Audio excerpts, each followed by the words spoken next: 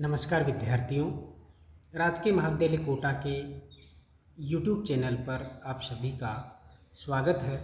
हम चर्चा कर रहे थे हिंदी साहित्य के आधुनिक कालखंड पर, और इस आधुनिक कालखंड पर जो बात कर रहे थे भारतेंदु युग, उसका प्रवर्तन और उसके प्रवर्तक। भारतेंदु युग का शुभारंभ, रीतिकाल का समापन आदि बिंदुओं पर हम बात कर रहे थे। और अब हम बात करेंगे भारतेंदु युग के जो कवि हैं, जो भारतेंदु युग का या कि आधुनिक युग का श्री गणेश हिंदी साहित्य में करते हैं, नई साहित्यिक चेतना का शुभारंभ करते हैं। उन कवियों का हम चर्चा करेंगे, उन कवियों की रचना पर, उन कवियों की चेतना पर, उन कवियों के योगदान पर, और उसके बहाने द्विवेदी युग की के हर पक्ष पर हम बात कर सकेंगे। इस पर हमारी दूसरी चर्चा है। और एक एक करके हम इन वीडियो में आधुनिक युग के जितने भी संदर्भ हो सकते हैं, भारतेंदु युग हो, द्विवेदी युग हो, छायावाद हो, प्रयोगवाद हो, नई कविता हो, उसके बारे में हम उसके अलग अलग पक्षों पर बात करेंगे। और इस प्रकार से ये चर्चा एक लंबी चर्चा रहेगी। कई भाग इसके हो सकते हैं। तो हम बात करते हैं भारतेंदु युग के प्रमुख कवि। हिंदी साहित्य के इतिहास में भारतेंदु युग नई प्रवृत्तियों की प्रवर्तन और विकास का युग है, क्योंकि भारतेंदु युग में हिंदी साहित्य बिल्कुल नए विषयों का चयन करता है, नए संदर्भों का चयन करता है और अपने सामाजिक सरोकार से जुड़ता है, सामाजिक, सांस्कृतिक और राष्ट्रीय सरोकारों से जुड़ता है, और जीवन की विविध जो परिस्थितियां हैं, प्रत्यक्ष जीवन की जो समस्याएं हैं, उनसे जुड़ता है। रीति और श्रृंगार का वर्णन करना अब कविता का विषय नहीं रहा, कवियों की रुचि का विषय नहीं रहा। और इसीलिए भारतेंदु युग से जो हिंदी साहित्य का नया युग शुरू होता है, उसे हम आधुनिक युग कहते हैं। आधुनिक का अर्थ आज का। इस युग में एक ओर भारतेंदु मंडल के मनमौजी साहित्यकारों ने हिंदी साहित्य को समृद्ध किया, तो दूसरी ओर श्रीधर पाठक, अयोध्या सिंह उपाध्याय हरिओद, मैथिली शरण गुप्त आदि ने, जो कि द्विवेदी युग के साहित्यकार हैं, अपनी कविताओं का प्रकाशन इसी युग में प्रारंभ कर दिया था। इस युग के प्रमुख कवियों का जो इतिवृत्त है, जो परिचय है, हम इस चर्चा में शुरू करते हैं। अगर हम भारतेंदु युग के कवियों के बारे में बात करें तो सबसे जो पहले जो नाम आएगा वह है भारतेंदु हरिश्चंद्र, क्योंकि भारतेंदु हरिश्चंद्र न केवल भारतेंदु युग के प्रवर्तक है, अपितु हिंदी साहित्य में नए युग के भी प्रवर्तक है, आधुनिक युग के प्रवर्तक है, आधुनिक युग के प्रस्तोता है हिंदी साहित्य में। इस प्रकार आधुनिक युग में भारतेंदु हरिश्चंद्र का विशिष्ट महत्व है। इसीलिए आधुनिक हिंदी साहित्य के पितामह कहे जाते हैं। भारतेंदु हरिश्चंद्र को क्या कहा जाता है? आधुनिक हिंदी साहित्य के पितामह। वे हिंदी में आधुनिकता के पहले रचनाकार हैं। इनका मूल नाम हरिश्चंद्र था, भारतेंदु उनकी उपाधि है। जो उस युग के साहित्यकारों ने उन्हें प्रदान की थी। उनकी महत्ता को, उनके योगदान को देखते हुए भारत के इंदु, भारत की चंद्रमा, उनका कार्यकाल युग की संधि पर खड़ा था, यानी कि रीतिकाल का समापन और दूसरी तरफ आधुनिक युग का शुभारंभ। उस संधि वेला पर भारतेंदु हरिश्चंद्र एक साहित्यकार के रूप में स्थापित होते हैं।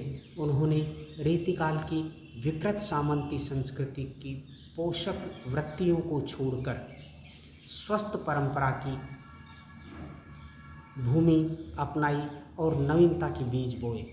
यानी कि हिंदी साहित्य में उन्होंने रीतिकाल की जितनी भी गलित परंपराएं थी, जिसमें केवल श्रृंगारिकता थी, उसको छोड़ करके समाज के साथ, जन के साथ साहित्य को जोड़ने का प्रयास किया, सामाजिक चेतना से साहित्य को जोड़ने का प्रयास किया।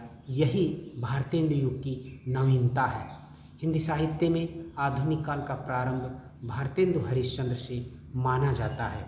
भारतीय नवजागरण के अग्रदूत के रूप में प्रसिद्ध भारतेंदु जी ने देश की गरीब, पराधीन, शासकों के अमानवीय शोषण के चित्रण को ही अपने साहित्य का लक्ष्य बनाया। चाहे वह उनकी कविता हो, चाहे उनके नाटक हो, देश की दुर्दशा का और दुर्दशा के कारकों का चित्रण करने में भारतेंदु हरिश्चंद्र ने कहीं भी कोई कोताही नहीं बरती है। और हिंदी साहित्य को इस प्रकार रीतिकाल और श्रृंगारिकता के पंख से निकाल करके सामाजिकता से जोड़ते हैं, समय की आवश्यकता से उसे जोड़ते हैं। हिंदी को राष्ट्रभाषा के रूप में उन्होंने अपनी प्रतिभा का, हिंदी को राष्ट्रभाषा के रूप में प्रतिष्ठित करने में उन्होंने अपनी प्रतिभा का उपयोग किया। भारतेंदु बहुमुखी प्रतिभा के धनी साहित्यकार थे। उन्होंने हिंदी पत्रकारिता को, हिंदी नाटकों को और हिंदी काव्य के क्षेत्र को जो अपना योगदान दिया, उसे कभी भुलाया नहीं जा सकता। यानी कि हिंदी पत्रकारिता के क्षेत्र में, हिंदी नाटक के क्षेत्र में और हिंदी कविता के क्षेत्र में, कहने का तात्पर्य है कि संपूर्ण साहित्यिक चेतना के क्षेत्र में भारतेंदु हरिश्चंद्र का महत्वपूर्ण योगदान है। 3 पत्रिकाओं का उन्होंने प्रकाशन किया था, कई सारे नाटक लिखे थे, मौलिक नाटक भी लिखे उन्होंने और अनुदित नाटक भी लिखे और कविताएं भी लिखी है। दूसरी बात यह कि उन्होंने भाषाई चेतना में महत्वपूर्ण योगदान दिया है।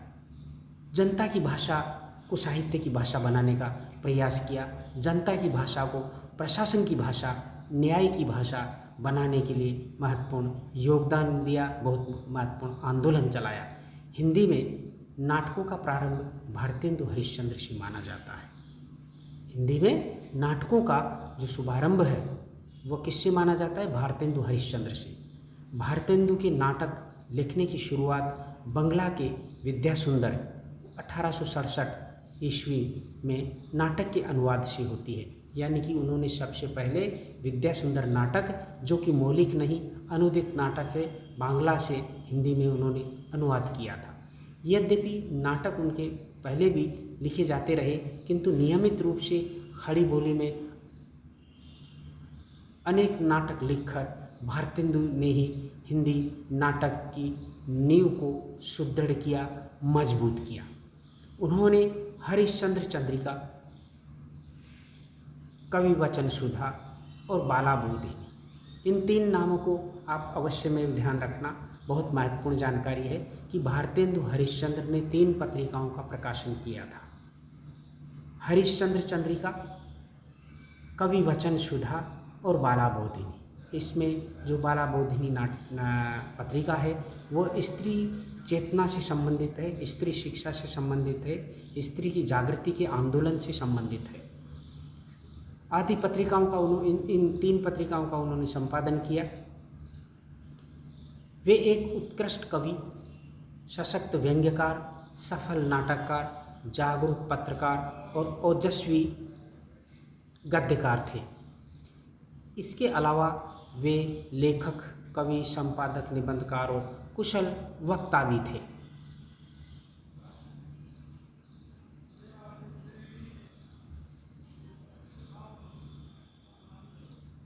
भारतेंदु जी ने मात्र 34 वर्ष की अल्पायु में ही, भारतेंदु ने उम्र बहुत कम पाई थी। 35 वर्ष की अवस्था में ही उनका स्वर्गवास हो गया था, लेकिन इन 34 वर्ष की अवस्था में ही उन्होंने प्रभूत मात्रा में साहित्य की रचना की। उन्होंने मात्रा और गुणवत्ता की दृष्टि से इतना लिखा कि इतनी विधाओं में काम किया कि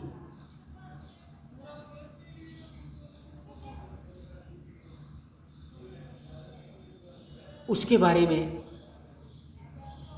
उनके बारे में ये कहा जा सकता है कि भारतेंदु हरिश्चंद्र ने अपनी उन रचनाओं के माध्यम से, अपने उस लेखन के माध्यम से एक नए युग का प्रवर्तन किया और अपने आसपास इतने साहित्यकारों को जन्म दिया, इतने साहित्यकारों का निर्माण किया, उनकी प्रतिभा में निखार लाए कि एक नए युग का शुभारंभ हो जाता है। अब हम देखते हैं कि भारतेंदु हरिश्चंद्र का जीवन परिचय क्या है, उसके बारे में क्या क्या जानकारियाँ हमारे लिए अपेक्षित है। भारतेंदु हरिश्चंद्र का जन्म 9 सितंबर 1950 में काशी के एक प्रतिष्ठित वैश्य परिवार में हुआ था। उनके पिता गोपाल चंद्र एक अच्छे कवि थे और गिरधर दास उपनाम से कविता आदि लिखा करते थे। 1857 में प्रथम स्वतंत्रता संग्राम के समय उनकी आयु 7 वर्ष की होगी। ये दिन उनकी आँख खुलने के थे। भारतेंदु का कृतित्व साक्ष्य है इस बात का कि उनकी आँखें एक बार खुली तो बंद नहीं हुई। वो हमेशा खुली आँखों से देश, समाज और उसके दृश्य को देखते रहे और अपनी रचनाओं में उस पराधीन भारत को स्वतंत्र कराने के लिए लगे रहे रचनाओं के माध्यम से। उनके पूर्वज अंग्रेज भक्त थे। उनकी ही कृपा से धनवान हुए थे। हरिश्चंद्र 5 वर्ष के थे तो माता की मृत्यु और 10 वर्ष के थे तो पिता की मृत्यु हो गई। इस प्रकार बचपन में ही माता पिता के सुख से वंचित हो गए। विमाता ने खूब सताया, बचपन का सुख नहीं मिला। शिक्षा की व्यवस्था प्रथा पालन के लिए होती रही, अच्छी व्यवस्था नहीं हो पाई थी। कहने का तात्पर्य है संवेदनशील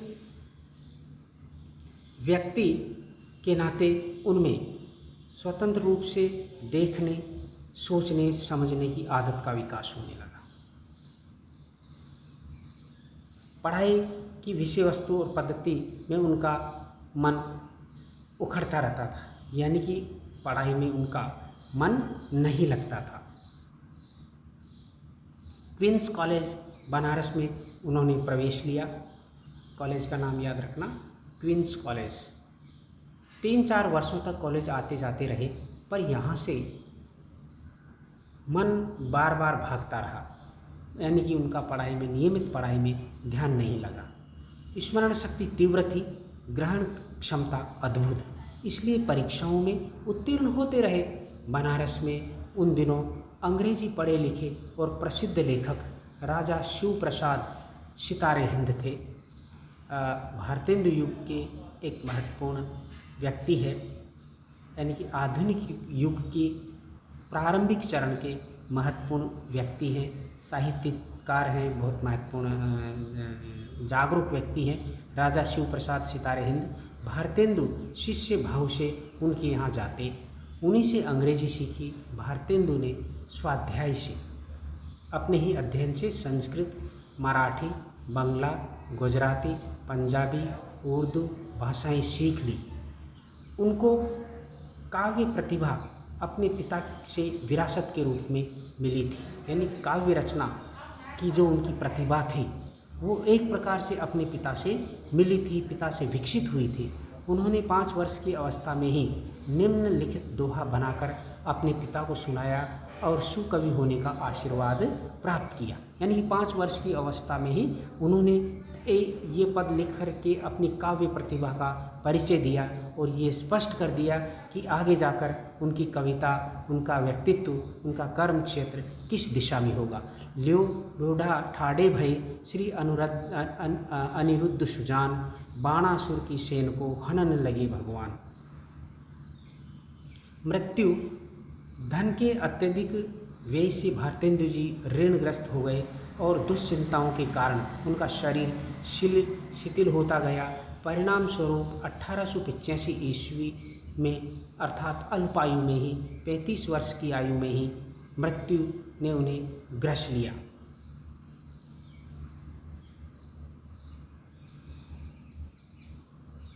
आगे देखिए, भारतेंदु हरिश्चंद्र का कृतित्व। विद्यार्थियों, हम इस चर्चा को यहीं ख़त्म करते हैं। अगले वीडियो में हम इससे आगे बढ़ेंगे, व्यक्तित्व पर प्रकाश डालेंगे। धन्यवाद, आप देखते रहिए। अगली जो हम चर्चा करेंगे वह भारतेंदु हरिश्चंद्र के व्यक्तित्व से संबंधित होगी, यानी कि आधुनिक हिंदी साहित्य का कालखंड भारतेंदु युग। और भारतेंदु युग में अब तक जो हम चर्चा कर चुके थे, भारतेंदु हरिश्चंद्र के जीवन परिचय तक हम बात कर